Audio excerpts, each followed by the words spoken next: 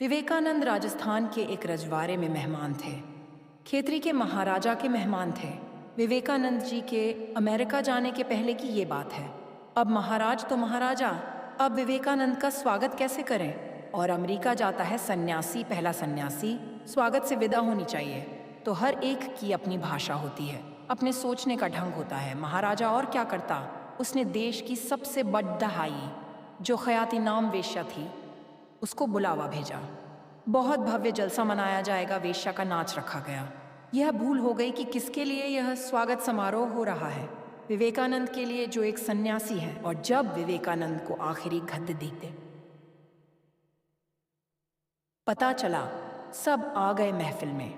वेश्या नाचने को तत्पर है, दरबार भर गया। तब विवेकानंद को बुलाया गया कि अब आप आएं।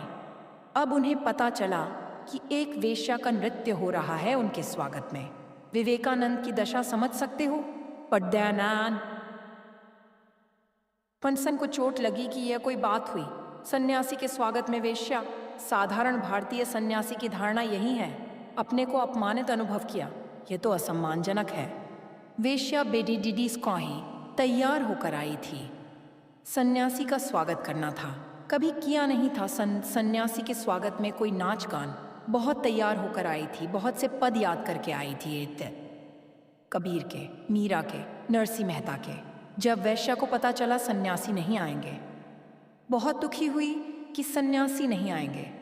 मगर फिर भी उसने एक गीत नरसी मेहता का गाया, बहुत भाव से गाया, खूब रोकर गाया। आंखों में झरझर आंसू बहे और गाया। उस भजन की आवाज़ विवेकानंद के कमरे तक आने लगी और विवेकानंद के हृदय पर ऐसी चोट पड़ रहने लगी जैसे सागर की लहरें किनारे से टकराएं, पछाड़ खाएं। फिर मन में बड़ा पश्चाताप हुआ। नरसी मेहता का भजन है, एक लोहे का टुकड़ा तो पूजा गृह में रखते हैं, एक लोहे का टुकड़ा कसाई के घर में होता है, लेकिन पारस पत्थर को तो कोई भेद नहीं होता। चाहे कसाई के घर का लोहा ले आओ जिससे जानवरों को काटता रहा हो, और चाहे पूजा गृह का लोहा ले आओ जिससे पूजा होती रही हो, पारस पत्थर तो दोनों को छूकर सोना ही कर देता है। यह बात बहुत चोट कर गई, घाव कर गई। ये विवेकानंद के जीवन में बड़ी क्रांति की घटना थी। मेरे अपने देखे रामकृष्ण जो नहीं कर सके थे, उस वेश्या ने किया। विवेकानंद रोक न सके, आंख से आंसू गिरने लगे। यह तो चोट भारी हो गई। अगर तुम पारस पत्थर हो तो यह भेद कैसा? पारस पत्थर को वेश्या दिखाई पड़ी देगी, सती दिखाई पड़ी देगी। पारस पत्थर को क्या फर्क पड़ी देता है? कौन सती कौन वेश्या? लोहा कहाँ से आता है, इससे क्या अंतर पड़ी रहता है? पारस पत्थर के तो स्पर्श मात्र से सभी लोहे सोना हो जाते हैं। रोक न सके अपने को, पहुंच गए दरबार में। सम्राट भी चौंका, लोग भी चौंके कि पहले मना किया, अब आ गए। और आए तो आंख से आंसू झर रहे थे। और उन्होंने कहा, मुझे क्षमा करना। उस वेश्या से कहा, मुझे क्षमा करना, मैं अभी कच्चा हूँ, इसलिए आने से डरा। कहीं ना कहीं मेरे मन में अभी भी वासना छिपी होगी, इसीलिए आने से डरा। नहीं तो डर की क्या बात थी?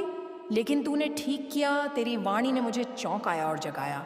विवेकानंद उस घटना का बहुत स्मरण करते थे कि एक वेश्या ने मुझे उपदेश दिया। यह भेद सच्चे ज्ञानी के पास अभेद है। पापी जाए या पुण्यात्मा जाए तो दोनों को छूता है, दोनों को स्वर्ण कर देता है। उसकी आंखों का जादू ऐसा है, उसके विचारों का जादू ऐसा है।